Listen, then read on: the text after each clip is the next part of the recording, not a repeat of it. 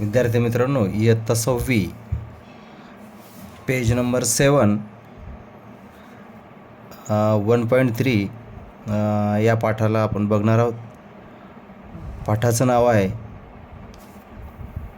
The wild boar and the fox. The wild boar and the fox. विद्यार्थी मित्रांनो, सर्वांनी लक्षपूर्वक ऐकायचं आहे आणि ज्या ज्या शब्दांना उच्चारणामध्ये अडचण येत असेल त्या त्या शब्दाखाली अंडरलाईन करायची आहे. तर आपल्या पाठाचं नाव काय आहे? 1.3 the wild boar and the fox. रानटी डुक्कर आणि काय? कोल्हा. म्हणजे रानडुक्कर आणि कोल्हा. काय आहे प्रकरणाचं नाव? The wild boar and the fox. सर्वांनी लक्ष द्यायचं आहे. बघा, one day a wild boar was sharpening his tusk against the bark of a tree. He was doing it very carefully. There lived a fox in the same forest. He was always looking for a chance to make fun of other animals in the forest. When he saw the wild boar, he decided to tame him. He began to walk around the trees, looking left and right and up and down. He also began to act as if he was really scared.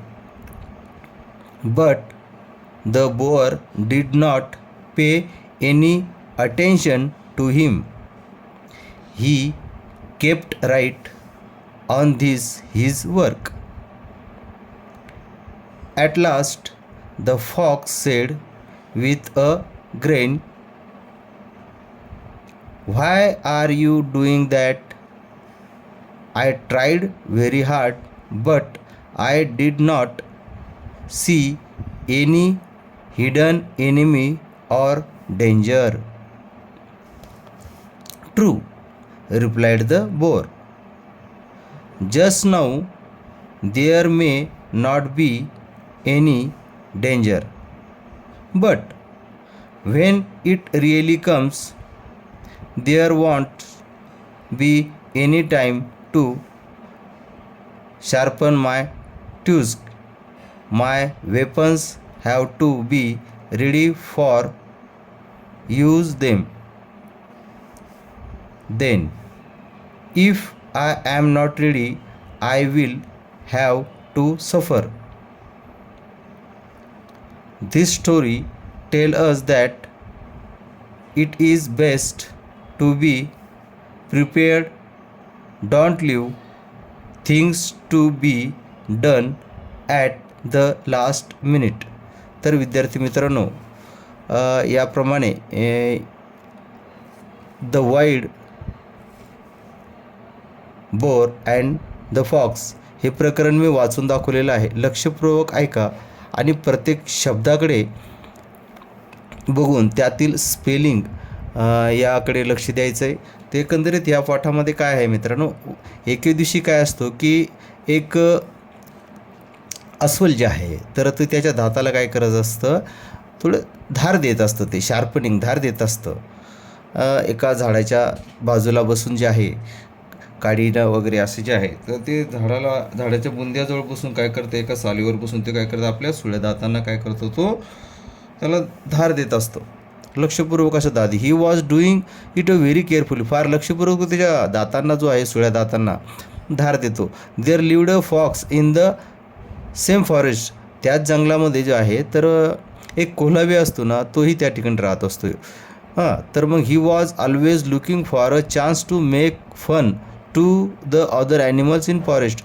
आणि कोल्ह्याची एक सवय आहे नेहमी. कोल्ह्याने त्या दिवशी ठरवलं होतं की नेमकं काय आहे की आज कोणाची न कोणाच्या आपण काय मजाक उडूयात, नेहमी त्याची मजाक उडूयात असं तो ठरतो. When he saw the wild bore, त्याने जेव्हा जंगली अस्वल बघितला, ही डिसाईड टू टेन्स हिम, त्याला थोडा त्रास देऊयात आपण.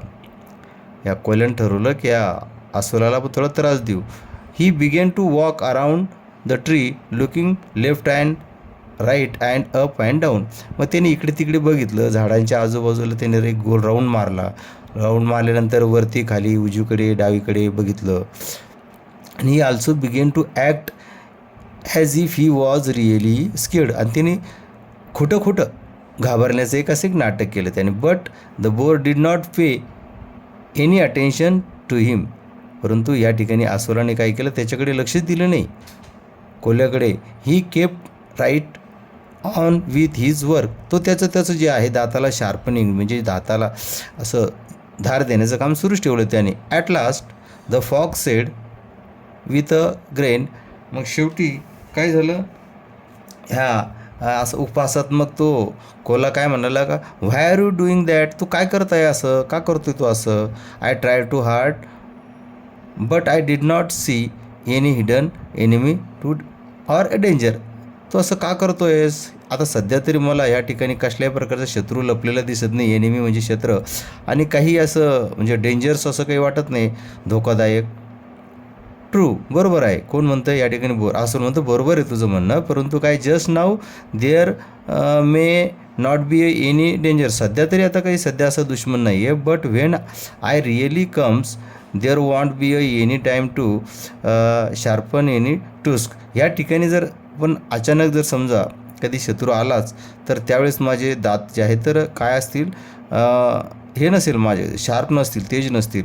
माय weapons have to ready to use them. माझं शस्त्र जे आहे, दातं, सुरळे दातं, हे नेहमी तयार असायलाच पाहिजेत. If I am not ready I will have a सफर. जर माझे दातं जे सुळे दात आहे जर त्याला धार नसेल तर नेमकं मला काही ना काहीतरी संकटाला सामना करावा लागेल, असं काय अस्वल जो आहे तो कोल्ह्याला म्हणतो.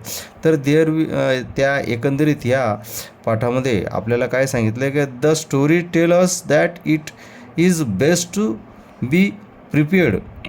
आपण नेहमी काय असलं पाहिजेत, या फॉक्स आणि जो जंगली जो काही अस्वल आहे आणि फॉक्स आहे याच्या पाठाच्या माध्यमातून आपलं असं लक्षात घ्यायचं का आपण नेहमी तयार असलो पाहिजे कोणत्याही कामाला. Don't leave be things to be undone at that time. आणि नंतर आपण आपला वेळ घालवता कामा नये.